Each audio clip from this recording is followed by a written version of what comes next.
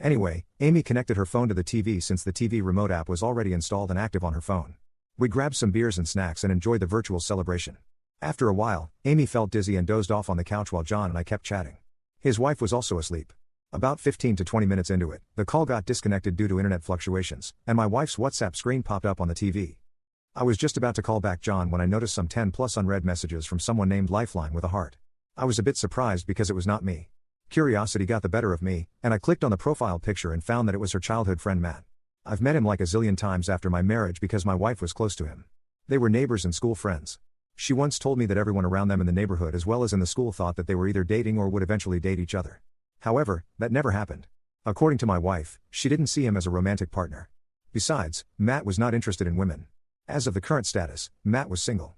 I wasn't that troubled seeing my wife's lifeline because she told me that he wasn't interested in women. However, just then another message popped up from that chat head: "Baby, I miss you." It triggered me to dig into the matter. I hesitantly opened Matt's chat conversation. I found that my wife was chatting with him all this while through her phone when we were connected on the VC.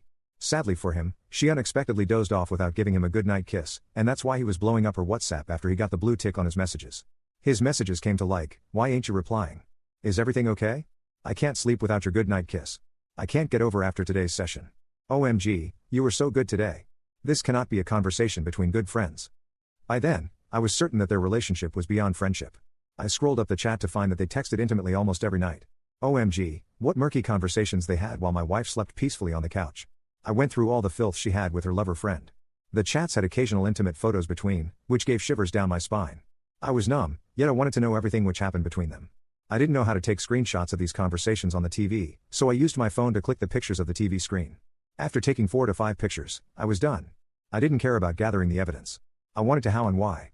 I wanted to yell, howl, and lash out my frustration, yet I didn't know how to confront her. It was 2 a.m., and I was already down with countless beers. I barely had any energy to move or even think. I just kept scrolling through the chat, seeing my failed marriage in front of me on the big screen. Everything looked baseless at that point. She shared every minute detail with her lover, even the details of our intimate moments.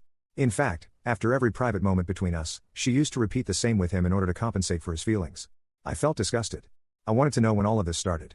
Hence, I kept scrolling, but it looked like a never-ending sea which got deeper even after reaching the deepest corner. By then, Matt's messages had stopped coming, and there was a dead silence in the house. I felt haunted. I grabbed a cushion lying beside me just to ensure that I wasn't dreaming or hallucinating. I was still scrolling mindlessly when Amy suddenly woke up from her slumber. Her sleepy head suddenly got hyperactivated on seeing her dual life displayed on the TV screen. She immediately snatched the remote from my hand and switched off the TV. She then pounced on her phone and disconnected it from the TV. I just kept staring at her, dumbfounded. I saw her opening her WhatsApp chat, glancing through her lover's chat, and then closing the app with a huge sigh. That long breath was a sign of surrender. She understood that I knew everything. She held my face with her hands and came closer to me, saying, "Baby, I can explain. Please listen to me." I stared back at her and replied, "Sure, please explain." She was astonished at my response. She was expecting that I would hyperreact and won't listen to her.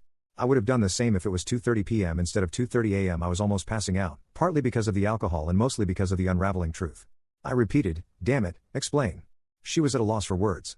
She murmured, "Actually, Well," I said, "you know what, don't try. You know you're screwed." Saying this, I limped my way to the bedroom. She followed me.